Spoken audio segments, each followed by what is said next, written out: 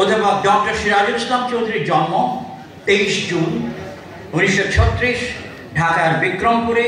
পিতা হাফিজউদ্দিন চৌধুরী, মাতা আসিয়া খাতুন, স্ত্রী প্রয়াত ডক্টর নাজমা জেসমিন চৌধুরী, 2 মেয়ে রৌনকারা চৌধুরী এবং শারমিন চৌধুরী। অধ্যাপক সিরাজুল ইসলাম চৌধুরী তার শিক্ষা জীবন শুরু করেন ঢাকার বিক্রমপুরে, পরে গেছেন রাজশাহী ও কলকাতায়। ঢাকার সেন্ট গ্রেগরিস স্কুল থেকে ম্যাট্রিক, নটরডেম কলেজ থেকে আইএ এবং ঢাকা বিশ্ববিদ্যালয়ের ইংরেজি বিভাগ থেকে BA honours MA. Post graduate diploma করেছেন যুক্তরাজ্যের লিডস বিশ্ববিদ্যালয় থেকে 1960 সালে। তারপর 1968 সালে যুক্তরাজ্যের লেস্টার বিশ্ববিদ্যালয় থেকে ইংরেজি সাহিত্যে ডক্টরেট করেন। বর্তমানে তিনি ঢাকা বিশ্ববিদ্যালয়ের এমেরিটাস অধ্যাপক। এমএ পরীক্ষার ফল প্রকাশের আগেই মুন্সিগঞ্জের হরগঙ্গা কলেজের ইংরেজির প্রভাষক হিসেবে প্রথম শিক্ষকতার পেশায় যুক্ত হন। পরবর্তী সময়ে জগন্নাথ কলেজে অল্প কিছুদিন শিক্ষকতার পর ঢাকা বিশ্ববিদ্যালয়ের ইংরেজি বিভাগে 1957 সালে প্রভাষক হিসেবে যোগদান করেন।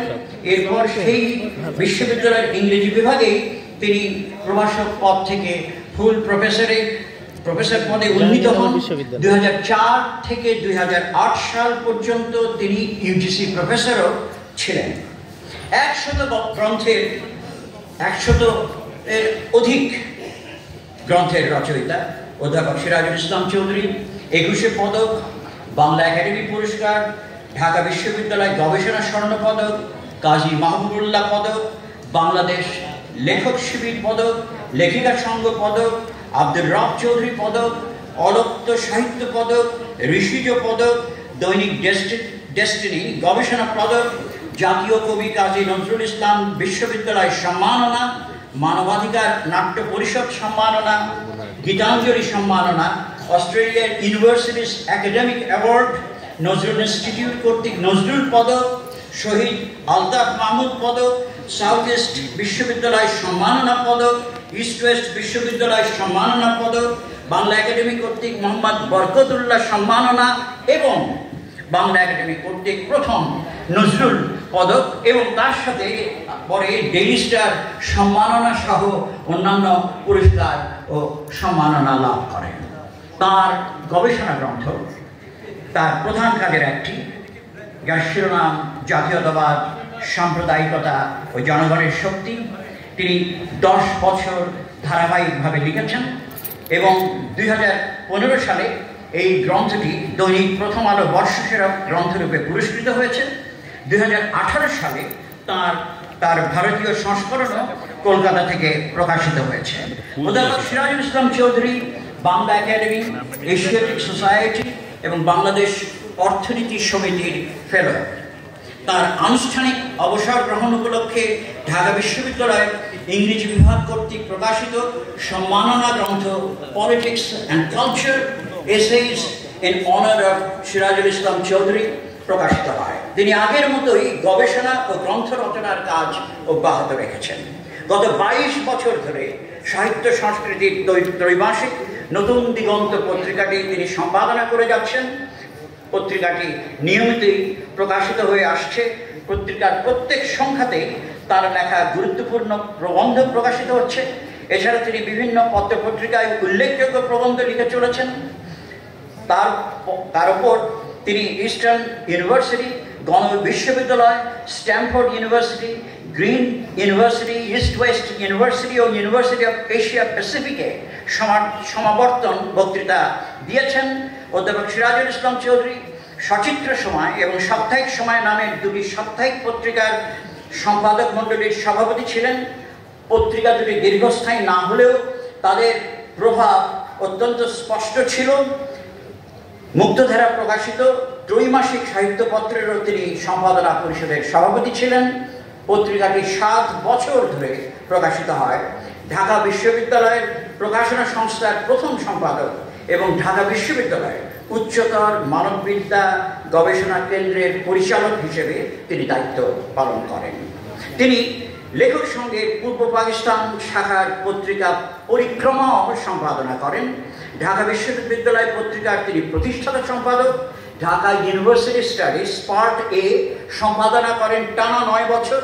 তিনি সমাজ রূপান্তর অধ্যয়ন কেন্দ্রের প্রতিষ্ঠাতা সভাপতি এবং সমাজতান্ত্রিক বুদ্ধিজীবী সংঘের আহ্বায়ক।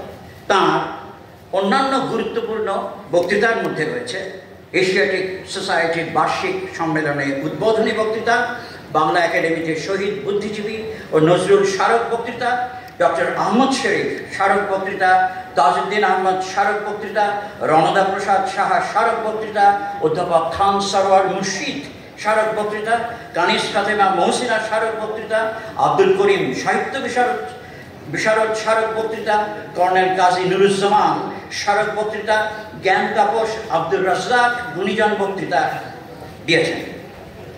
তার সভাপতিত্বে সমাজ রূপান্তর অধ্যয়ন কেন্দ্রের গবেষণা ও স্মারক বক্তৃতা নিয়মিত অনুষ্ঠিত হচ্ছে। বাংলাদেশ দেয়াল পত্রিকা উৎসবের আয়োজনেও তিনি নেতৃত্ব দিয়েছেন।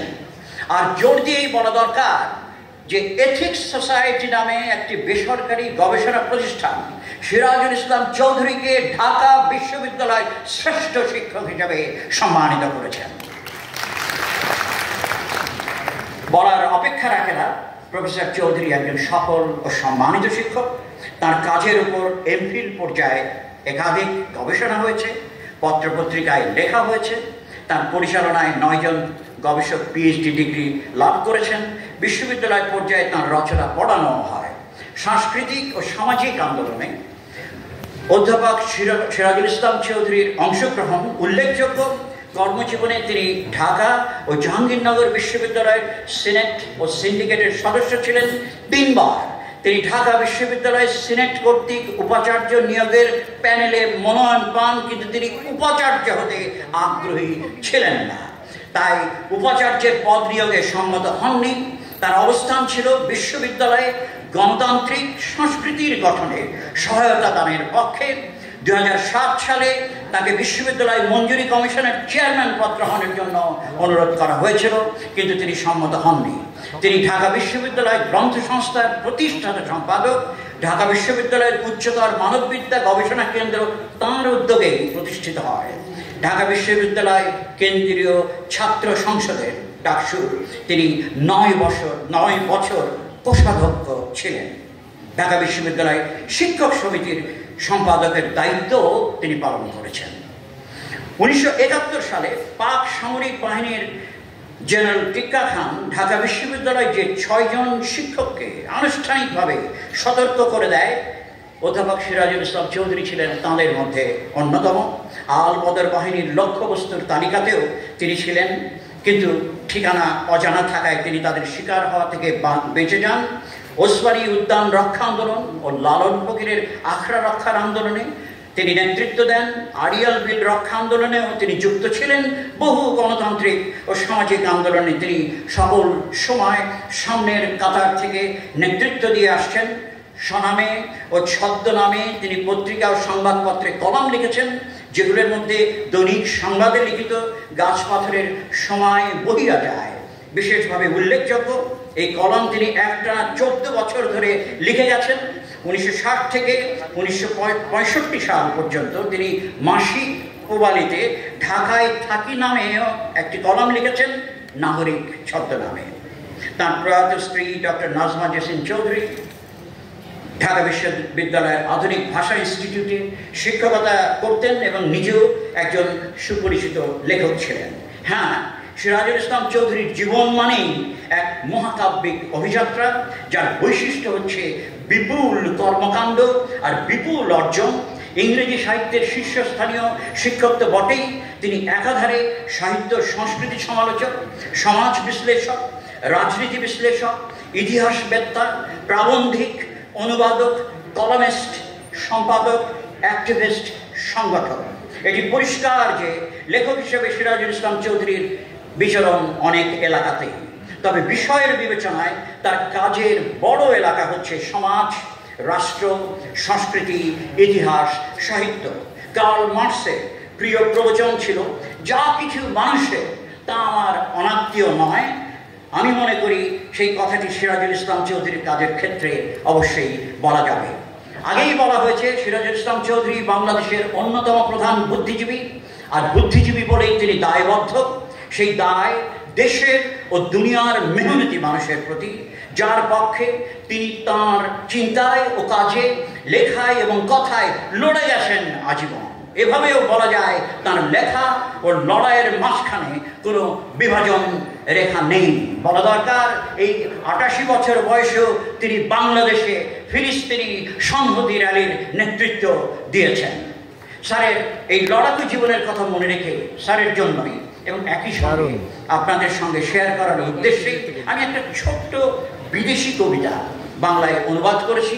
মূল হিস্পানি ভাষায় কবিতাটা লিখেছেন লাতিন আমেরিকার মানে গুয়াতেমালার বিপ্লবী কবি, কমিউনিস্ট কবি ওতো রেনে কাস্তিও।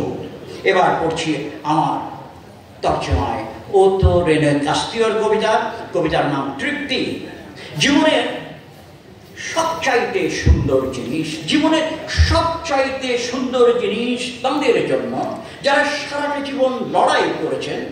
সবচাইতে সুন্দর জিনিস হলো দিনের শেষে এসে বলা আমরা বিশ্বাস করি জনতায় ও জীবনে, এবং জীবন ও জনতা আমাদের কখনোই হতাশ করে না। কেবল এভাবেই পুরুষ পুরুষ হয়, নারী হয় নারী, দিন রাত রাত দিন লড়াই করে লড়াই করে, আর জীবন যখন দিনান্তেও দারুণ প্রবাহে উন্মুখ, এইসব মানুষ উন্মুক্ত করে তাদের গভীরতম নদীসর। আর এভাবে তারা হয়ে ওঠে অগ্নিশিখা, হয়ে ওঠে জল জলে জীবন্ত দৃষ্টান্তের হৃদয় রচনা করে। যারা সারা জীবন লড়াই করে গেছেন তাদের জন্য সবচাইতে সুন্দর জিনিস হলো দিনের শেষে এসে বলা আমরা বিশ্বাস করি জনতায় ও জীবনে, এবং জীবন ও জনতা কখনোই হতাশ করে না। হ্যাঁ, হতাশ হলেই লড়াই করা যায় না। এই কথাটা এসেছে স্যারের কাছ থেকে। তিনি নিজেই বলেছেন একাধিকবার তিনি হতাশ নন। মার্ক্সবাদী বিপ্লবী আন্তোনিও গ্রামশির সেই বিশ্বাসের কথাটা, বুদ্ধিতে ও যুক্তিতে হতাশ হওয়ার কারণ থাকলেও ইচ্ছা শক্তিতে থেকে যায় আশাবাদ। সেই কথাটার উদাহরণ হয়ে থাকেন আমাদের স্যার নিজেই। তাঁর ৭৯তম জন্মদিন উপলক্ষে, ৮৯তম জন্মদিন উপলক্ষে আয়োজিত আজকের এই অনুষ্ঠানে স্যারকে জানাই আবারও অভিনন্দন। অসাধারণ। সম্মানিত সুধীবৃন্দ, এবারে শুরু হচ্ছে আমাদের সাংস্কৃতিক অনুষ্ঠান।